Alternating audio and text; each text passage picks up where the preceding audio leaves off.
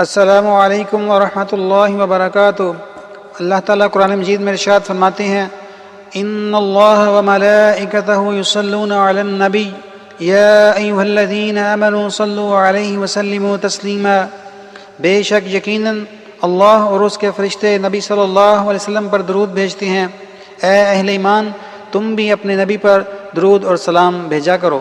نبی صلی اللہ علیہ وسلم نے ارشاد فرمایا، جس نے مجھ پر ایک مرتبہ درود بھیجا، اللہ تعالیٰ اس پر 10 رحمتیں نازل فرمائے گا، اس کے 10 گناہ معاف کرے گا اور 10 درجے بلند کرے گا۔ نبی صلی اللہ علیہ وسلم نے فرمایا، جو مجھ پر بکثرت درود بھیجے گا قیامت کے روز وہ سب سے زیادہ میرے قریب ہوگا۔ جبرائیل علیہ السلام آئے اور آ کر فرمایا، کیا میں آپ کو ایک بشارت نہ دوں؟ اللہ تعالیٰ فرماتا ہے، جو آپ پر درود بھیجے گا میں رب اس پر اپنی رحمت نازل کروں گا، جو آپ پر سلام بھیجے گا میں بھی اس پر سلام بھیجوں گا۔ درود کے بغیر دعا بھی قبول نہیں۔ نبی صلی اللہ علیہ وسلم نے فرمایا، جب تم دعا مانگنے بیٹھو تو اللہ کی تعریف کرو، مجھ پر درود بھیجو، پھر جو مانگو گے دیا جائے گا۔ نبی صلی اللہ علیہ وسلم کا ارشاد گرامی ہے، وہ شخص رسوا ہو، ذلیل ہو، جس کے سامنے میرا نام لیا جائے اور وہ مجھ پر درود نہ پڑے۔ نبی صلی اللہ علیہ وسلم نے فرمایا، جس کے سامنے میرا نام لیا جائے اور وہ میرے اوپر درود نہ بھیجے وہ بخیل ہے۔ نبی صلی اللہ علیہ وسلم کا ارشاد گرامی ہے، جس مجلس میں لوگ اللہ کا ذکر نہ کریں اور مجھ پر درود نہ بھیجے وہ مجلس قیامت والے دن باعث حسرت اور ندامت ہوگی۔ نبی صلی اللہ علیہ وسلم نے فرمایا، جو مجھ پر درود پڑھنا بھول گیا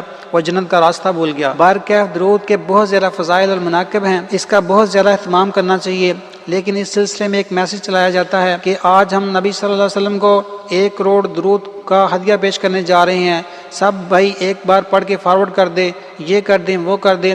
اس طرح کے میسج چلانا مناسب معلوم نہیں ہوتا۔ اس کی فضیلت بتلائی جائے، اس کا اہتمام کیا کروایا جائے اور جتنا ہو سکے درود شریف پڑھا جائے۔ واللہ اعلم، والسلام علیکم ورحمۃ اللہ وبرکاتہ۔